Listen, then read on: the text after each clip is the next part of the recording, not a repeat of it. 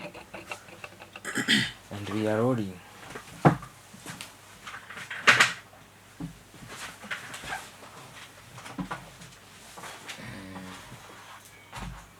What I introduce? So, Guy, will you introduce? Yangu ilikuwa silent. So 3, 2, 1.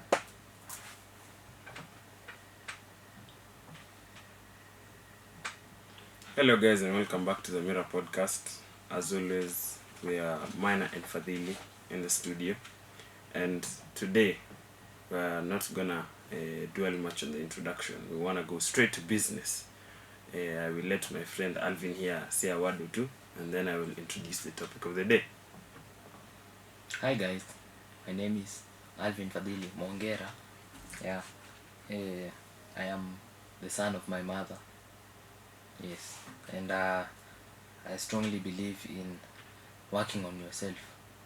So as we get into a topic of conversation, please take notes. Thank you. Right, so our conversation of the day will be centered around the habits and addictions aspect of life, and understanding the difference, the impact, and how it generally affects your life. So we'll start with basic definitions, and we'll start with what is a habit? Alvin Fadhili. So a habit is a repetitive behavior triggered by cues done almost automatically. This is basic, like now in simpler words, is something you continuously do, something that you have done for at least 21 days that develops into a routine. So for example, checking your phone, taking tea in the morning, breakfast, those are habits that have been created. Yes. So a habit is something that you do repetitively, basically. Yeah. So it might be something that you do consciously or unconsciously that forms a habit. Right. We form habits every day. It's like your brain working on power saving mode to not have to keep doing, like remembering that you're supposed to do this. Like your brain forms a pattern and then it just saves that pattern. So let me take the example that he used of making tea in the morning. You make tea in the morning a certain way, and you most likely have made it a certain way for a very long time because there was a time you made it like that and you enjoyed it, and your brain registered that this is a nice way of making tea. So you've been making tea like that. You formed that habit. Yeah. So there can be positive and negative habits, depending on your interaction and relation with the things that you are forming habits. Is it towards or with? What's the right vocabulary for it? You form habits towards something. You just form habits. Yeah. English we will do later. Yeah. Good positive habits like exercise, eating well, nini, and negative habits that are detrimental to you, by all means. So depending on the habits that you do form, consciously and subconsciously, they can have a very serious impact on you as a whole. So they can maybe push you to become better or push you to become worse. Like someone who eats healthily will most likely have a very good immune system and will very positively deal with diseases and all that. But someone who does not, on the other hand, will be susceptible to any amount of diseases, outbreaks, things like flu, something like that. Yeah. Now let's talk on the basics of addiction. And addiction is a compulsive engagement in behavior despite harmful consequences. Let me take the addiction to alcohol, for example, right? So the people who drink alcohol, even if they tell you that alcohol is sweet, this one is more bitter than this one is sweeter than this one, it's by all means a lie. I don't know of any alcohol that is sweet to date. Have you taken a marula? Not yet. So maybe that one. Okay, but sweetness is also dependent on the person who's tasting it actually. Yeah, but like alcohol in general tends to have like A bitter sweet taste. yeah, it's not so It's not like lollipops. yeah, it's not like Makes sense. sugar and everything else that's considered to Something be nice. sweet. So on this, addictions are good and bad. If you have good addictions, like maybe you're addicted to reading, you tend to learn a lot. What? Like if you're addicted to Wait. reading and learning. Hapo nimeaccept bila kufikiria. Good and bad addictions. There's good and bad addictions. But then again, on the same note, so everything in excessive So wait. How does good and bad addictions work? same way good and bad habits work. No, habits can be good and bad. Addictions, on a personal level, I don't think addictions can be good and bad. They can be progressive and regressive. Okay, you phrased it better. Let's go by that. Because if you say addictions can be good or bad, an addiction is something you lose control over. Like people drink, but not everyone is an alcoholic or addicted to alcohol. People who are addicted to alcohol are people who cannot control their consumption. So then it's like instinctual to just have liquor in you. It's not instinctual, it's habitual. Oh, yes. Wow. English kidogo leo. Yeah, so you always want to have yourself intoxicated. Oh, so you okay, makes sense. Watch and buy 8 pounds. So, but you do realize that all addictions start from habits. So if you make a habit to become constantly intoxicated, it might quickly get out of hand, and then you get used to it. Your brain gets used to it, and then now you have this habit of constantly getting intoxicated, which then is termed as an addiction. Yes. Right. An addiction is basically something you lose control over. Like it's something you do irrespective of whether you want to or not. Okay. Yeah. So wait. So basically, for you to get addicted to something, you lose control over it. The ability to not do it, actually. Yeah. So if it is put forth to you, you just... Yeah. People who can't say no to alcohol, 90% of them are alcoholics. But most of them are in denial about it. Yeah.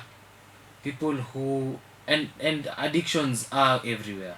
They're not about only substances or any physical matter. Wazazi addicts or chai. Yeah. But tea, coffee, all those things, they have hiyo kitu nimesahau, which is the same thing that makes you addicted to other things. But anyway, you can also be addicted to habits. You can know behavior, how you interact with people. There are people who are addicted to making people happy. People pleasers. Okay. To some extent. Yeah, in a form, in a manner. But maybe it's like a small, like an example of those people who are addicted to making other people happy. No, people pleasing is a whole different aspect in its wide. But the example I'm trying to give is there are people who actually are addicted to making people happy, in the sense that they will do things that are bad for them or that are against their wants and wills. Just so that someone can have a laugh, someone can have a smile, someone can be quote unquote seen happy. Right. Yeah, but that's just an example. As we move on, there is the biological basis of addiction. Yeah.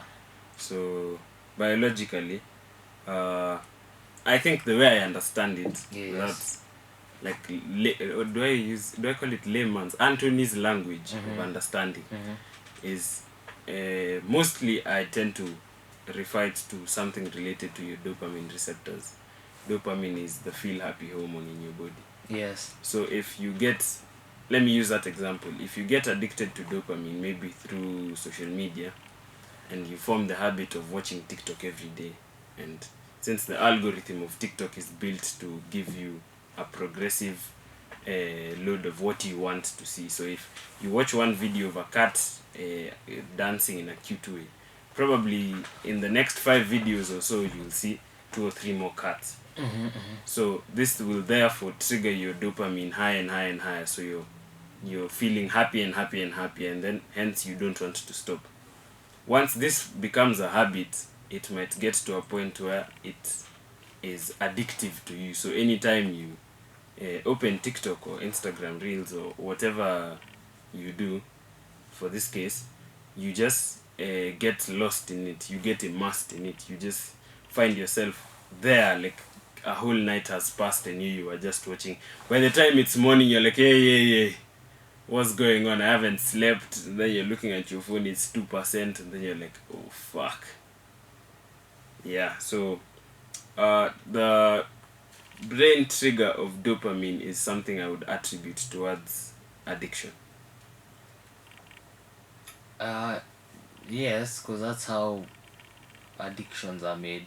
Because whatever happens to you in reality, the effect it makes into your brain, if it triggers dopamine, you get happier, you get more aroused, you get more arousal. Now does not mean sexually.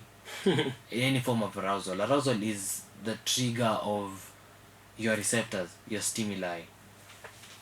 Like you, okay, no, of your of your senses, of your hizo vitu kwa akili zinaitwaje, receptors, yes, of your what have I said again? Receptors and senses. That other thing, stimuli. So stimuli is anything that affects you, and when it affects you in a form that you get aroused, it creates quote unquote dopamine. Then your receptors then change it into feeling happy, feeling nice, feeling great, feeling amazing, yeah, in all those forms. And you get slowly triggered, influence into feeling it more and more and more, and then it gets to a point where it becomes a habit. Then after it becomes a habit, when it's prolonged and you're unable to live without it, becomes an addiction. So as we move on, Wait, let me. And okay, now to further prolong the sequence, Yeah. if you dare stop, you suffer from withdrawal of not having this thing, because your brain has a pattern of recognition of how it does things. So if you're used to doing something a certain way and then you try to change, it might trigger withdrawal, yeah, right? So if you're used to always sleeping intoxicated, or you watch some funny videos before you sleep and then you change, your brain will, like, there'll be some sort of commotion before your brain can adapt again to what you've changed to, which in the case of drugs especially triggers withdrawals. You find people shaking, you find people acting weird, you find things going mrama a billion and one times, yeah, due to them not having what their brain identifies as normal. So maybe they're used to the high, and now they don't have the high. Now their brain is like, hey, what's going on? So yeah, in severe cases, withdrawal is actually very bad. Nimesema actually, man from the mountain, usiguze mlima. But anyways, addiction to things like drugs causes serious withdrawal. You talk about drugs like cocaine and heroin and all that, and you see when, like, people stop, want to stop, the lengths they go to get back that high, because the withdrawal is also crazy, because it puts people to certain extents that you find someone stealing money or doing what just to go back to the normal. So any kind of extreme addiction causes that. yeah, it's like a scale. So if you do this extreme, then you switch to this other one, you will face the repercussions. You will dance to the music, basically. So I advise you all to have a positive habit and avoid the negative. And moving on, I think we could touch on the key differences between both habits and addictions. So we could have the level of control. As you said earlier, habits lead to addictions. So you are in more control over your habits than your addictions, because by the time it reaches addiction, you've lost control, right? Yeah. So the more or less you can control your habits is the more or less you can control what therefore happens to be an addiction to you. So control your habits, be in a mindful space about what you habitually do.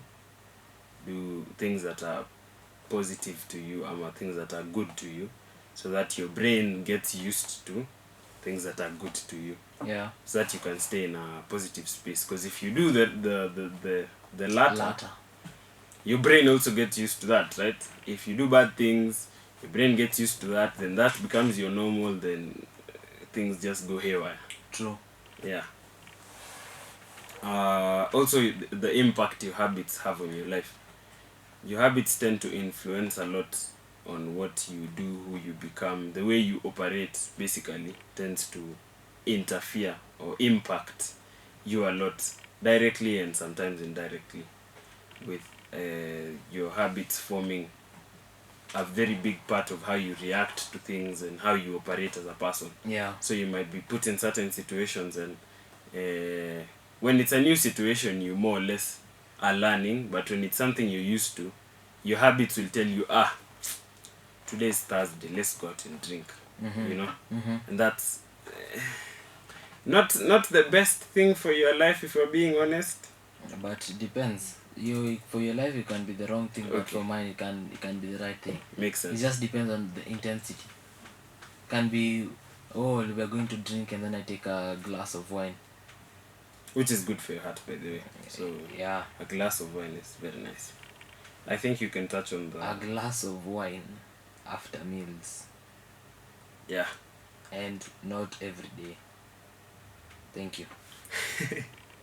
You can touch on the psychological and physical dependence. Of course. So generally, habits are dependent on the reward and are triggered by your like appraisal or arousal. Yeah. So a habit can only become an addiction, and not all habits can become addictions, by the way. Let's make that clear. It can only become an addiction when you lose the ability to withdraw from it. Like when you are unable to stop having a habit without feeling like there is something missing in your life, you are good. Your habit is not an addiction. And addictions are basically based on the fact that you are able to, or you are unable to let go of it. There are a lot of psychological, physical, and psychological and physical effects from the withdrawal of an addiction. Yeah. And it happens whereby you are unable to continue with your daily life. Habits, you can continue the daily life like normal. Like it does not interrupt your daily proceedings, how you Operate. go with your own life. Yeah. However, I will strongly say this: addictions interrupt your daily life. They fully influence decisions you're going to make, how you're going to behave, and they cause a lot of distress to the people around you if the things you're addicted to affect them. But there are some addictions. There are substance addictions and there are behavioral addictions. Substance addictions are quite easy to note and identify as the public or the people around you. They're very easy to note. But behavioral addictions are very difficult to note, because the things that are in your behavior, like the things that are quote unquote who you are, like people who gamble. It's very difficult to note a gambler, by the way. Very difficult, among other forms of gambling or other forms of behavioral addiction. Sorry, and you end up being subconsciously drawn towards your addictions. Like your brain just pulls you closer and closer to the fact that you're supposed to be doing this specific certain thing over and over and over again. And most of the time it's a thing that you will get immersed in for hours, for a very long time, and it's progressive. It just gets worse. So the constant chase for, like, you have a constant chase for this high. Yeah. So it starts, maybe it can start at 10, then when you're at 10 you want 20. Yes. So like that, so it keeps, it's like Just a keeps on progressive increasing. overload. Yes, just keeps on increasing. And it really does affect a lot of things in your life. A lot.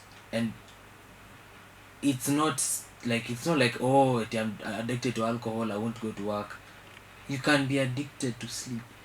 By the way, guys, you can be addicted to sleep. You can be addicted to so many different things. So you can check substance addictions, behavioral addictions, and see which is which and how each affects you. I will be sharing a story of mine based off of an addiction I had growing up soon on the podcast, so look out for that as well.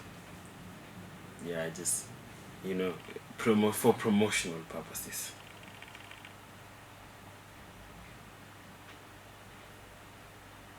Okay. I'd forgotten something, and I was reading to get more information about it. Environmental triggers. Your habits can be triggered by the environment, and you are able to control. Like, you're able to withhold from actually partaking in that certain activity if it's a habit. However, an addiction causes an overwhelming stimulus to your brain that tells you need to, like, you crave the urge to perform this act so that you are satisfied in one form or another.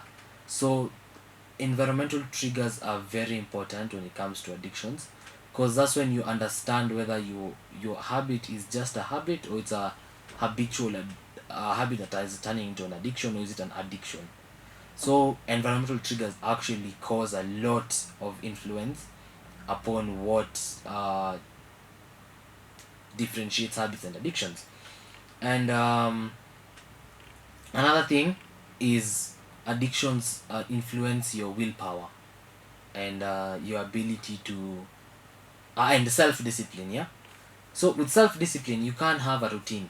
For example, you wake up at 7 a.m., you're ready and out of the bed by 8 p.m. 8 a.m. That's a lot of sleep. Yeah, sorry. Wake at 7 a.m., up, ready, showered, eaten, everything. 8 a.m., you leave for, your daily activities, maybe whether school, work, whatever thing you're doing. From 8 to, let's say, 8:30 a.m., you're doing that, and you follow a specific routine. Maybe you go for lunch at 1, you have another break at 4, you have another break, end of the day at 5 or 5:30. That's a routine. Yeah. Addictions make you lose the consistency of your routine. They weaken your self-discipline.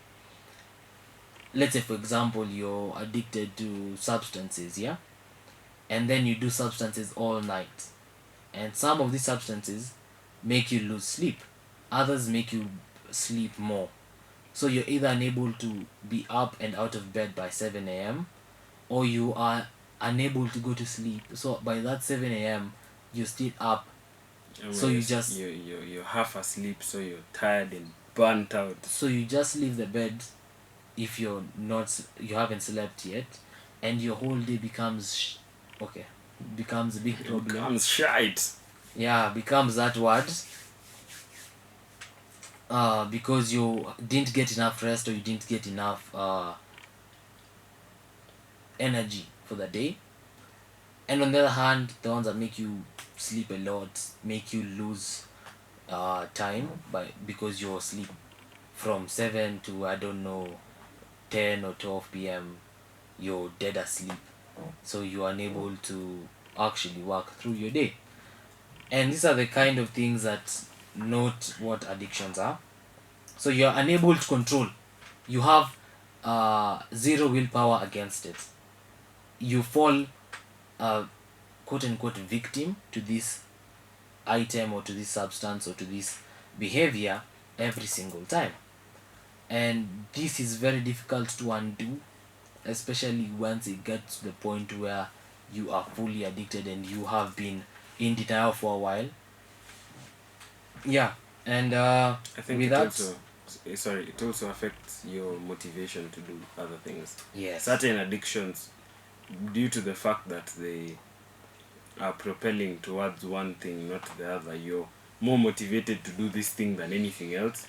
Then once you do that thing, it's like, you know what? Like now, let's go on with life. Like this is, it's like the motivation you should have had to do what you normally do has been used up by this addiction of yours. yes, Because in trying to not do it, you and your brain are at a constant war of your brain telling you how you should and you telling it how you should not, which consumes a lot of energy in the war in between. So once you fall into the trap and listen to your addictions, you lose motivation to do a whole lot of other things, which is very, very detrimental to you. And as he said, it's really hard to unlearn, but it's possible. Yeah. So let's head to breaking habits and overcoming addictions, because you can't break addictions, you overcome them. And most addicts are usually in recovery for prolonged times. Mm. You can't fully recover from an addiction until you have been away from that form of addiction for at least 3 to 5 years, at least in my opinion, from things I've been reading. Mm-hmm. And how do we break a habit to begin with? Mm-hmm. You identify the cue. What is the cue? The stimuli or the appraisal that is causing you to fall prey to this Various addiction. no habit. This Oh, habit. Sorry, yes. sorry. Yeah, so you replace it with something healthier if it's a negative habit. Like if it's something that is digressing your growth or affecting how you're improving as a person. So how do you do that? By changing the reward. Let's say for me, I play pool. I play a lot of, okay, not a lot, but I do play pool up for a long period of time. It's not a habit because I don't play pool every day. I do play pool sometimes, and when I play for a while. Yeah. If I was losing at pool every single time, I would be I don't know, disadvantaged, or my brain would tell me to play less because I am losing more, so it's not something that is rewarding to me. Yeah. So every single time I play and I get a reward, which is I win or I enjoy the game, and I do that every single time, how do I break from this habit that now I have created, which is playing pool so I can feel happy and like play pool, win a game, feel happy? Yeah. How do I break from this? I play pool, win a game, feel happy, leave. Play pool, win a game, feel happy, leave. Then slowly play pool once. After a few days, play pool again. So this is like the first part is we are playing pool every day. Yeah. So we reduce. We're playing pool less. We are I don't know, feeling happy. The happiness is still there, it's just that you crave for more. So don't fall prey to the craving. Just leave. Just play one game, then leave. Play 2 games, then leave. Like that. Just reduce it slowly by slowly, because everything is a process and you can't change things overnight. Yeah? Mm. Then overcoming addictions. To be honest, the addictions where you need to seek professional help. Like, Yeah, like, genuinely. yeah, I'd give an example of emotional addictions. Like, Emotional addictions. yeah, you're right. Not emotional addictions. Like your dependency. something, when you're addicted to something, it makes you feel a certain type of way. Yeah. So to some extent, you're addicted to that emotion, like that feeling. Yeah.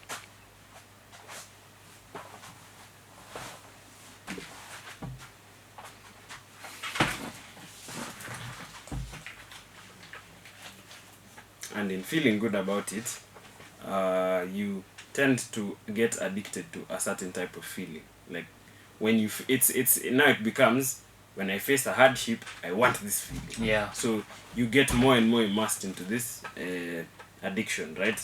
So it might also be like you're addicted to a certain type of person. Maybe spending time with a certain type of person is your relief. Addictions can be used as relief.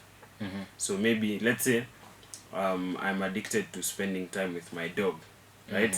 So every time something negative happens to me, all I want to do to negate or to equalize the playing field of the negative emotion that I faced is want to spend time with my dog. Yeah. So addictions don't really have to be. But can you consider that an addiction, or is it a way of coping with problems? Because there's a difference between an addiction and a way of relieving stress or relieving hardship. For that case, are you able to control the fact that you are wanting to spend time with your dog? Not necessarily, because from my experience, I might not use the exact example for now. Yeah. When I faced a certain situation, Yeah.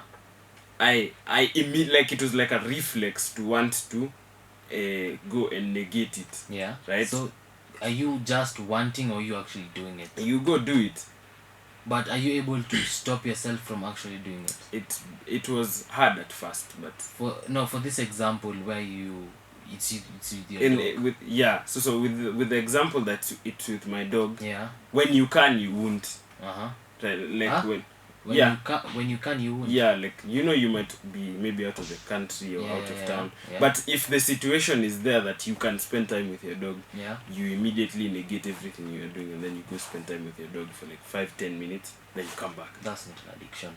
So that's just you coping with it. Yeah. That's how you deal with experiences. Like, for example, like saying taking a break from work once it gets overwhelming. Oh, okay. Now I get. Yeah, like a short break. Like, addictions is things that completely change your routine, or affect your way of life, and they disrupt your day-to-day activities. Like taking a break for 10-15 minutes is okay. Yeah. Oh, but once you are fully like involved with just being with your dog for a prolonged period of time, where you're there for hours, and you have, let's say, you have work to do, you have places to be, people to meet. Once it affects that, that's when it becomes an addiction. Oh, so addictions affect you for a prolonged period. Yes. So this me going to spend time with my dog is just a habit that I formed to cope with. Yeah. Okay. Yes. And treatment of addictions, I'd say it's very important to, first of all, like I said initially, seek professional help. After that, seek the cause, or find out what is the underlying issue. Could be maybe a trauma, mental illness, or I don't know, a disruption in your mental state or your physical state as well, because there are addictions that are caused by your physical quote-unquote impairment. And it's okay. It's really okay.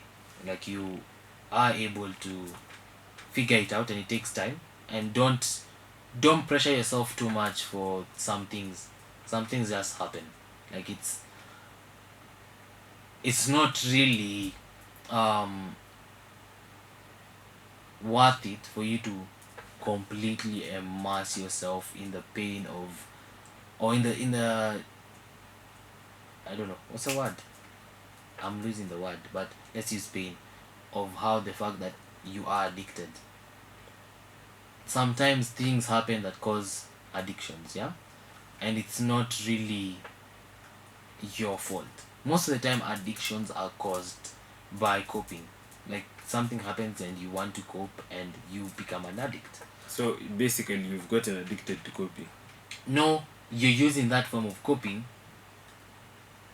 and it becomes addictive even after you have left the state that you Oh, needed to cope okay. from. So it stops being even productive to what? Like Yes. it now graduates from being a coping mechanism Yeah. to now an addiction. I can use an example. There's some people who drown their sorrows with alcohol after losing someone important to them. For that time, it's a coping mechanism. Once you have like left the period of grief or the period of mourning, and you continuously drown yourself in alcohol, it is now become an addiction. Yeah, and kindly seek help from support groups, friends, family, uh, professionals as well, and do not be afraid to relapse. Addictions, like, okay, once you start working on recovery from your addiction, you will relapse because you have created a habit from it, and it is very difficult for you to just Wake undo up and it. leave. Yeah, it's very difficult for you to just undo all the uh, conditioning your brain has gone through. So do not be afraid to relapse, but do not sit in the relapse. Once you relapse, tell yourself, wake up, we're going to do this again, we're able to undo this. So don't give up and be able to accept help. Yeah. um yeah, I think that's More or less. oh yeah. And also, if the addiction is too heavy, like I earlier said, you can start by reducing it bit by bit. If you're, let's use, okay, the most common is alcoholism. Yeah, if you are drinking every single day, every single morning and evening, reduce it, drink in the evening alone. Yeah, after some time, stop drinking in the evening, drink once every 3 days. Yeah, after that, reduce it, drink once a week. After that, drink once in 2 weeks. After that, drink once in 1 month. After that, drink once in 3 months. With time, you are reducing the habit you've created. Like, you are undoing what you have, the conditions you have been putting in place for yourself. And it's very impossible for you to just get up and undo things all at once. Very impossible. It can never happen. Your brain learns and it can unlearn, but it cannot unlearn as fast as it has learned. Unlearning takes more time than learning, so it will take time. Don't give up. And yeah, do you, Anthony Minor? Make sure to check on your habits, because the root cause of all this is habitual. So check on your habits and make sure you have good positive habits to you, because things are relative to you. So if something is positive to you and has a positive impact on you, you'd better keep that habit. But if it does not, it will more or less be detrimental in the long run. Yeah. So And also, on habits, kindly do not fall prey to your habits as well. Like, habits are good, some of them, but habits should also be controlled. You should not have many habits. You should not have, actually, habits themselves are also quote unquote sort of addictions, but that's when you think about it in the whole larger aspect. But for habits themselves, please note that habits change real quick to addictions. Like, they shift real quick, and your habits are form most of habits are form of coping or form of dealing with things, or your way of interacting with certain situations. So the best thing to do is reduce your habits as well. Like, if it's your habit to wake up every morning and open TikTok and watch 5 videos before you start your day, watch one video then wake up, so that you do not create a sequence where you have to do this thing like this every single time. Yeah. Right. After all has been said, I would like you to, if you've gotten to this point, like, share, and subscribe, and tell a friend to tell a friend so that we can keep this movement going and the conversations booming. Thank you and goodbye. Grazie.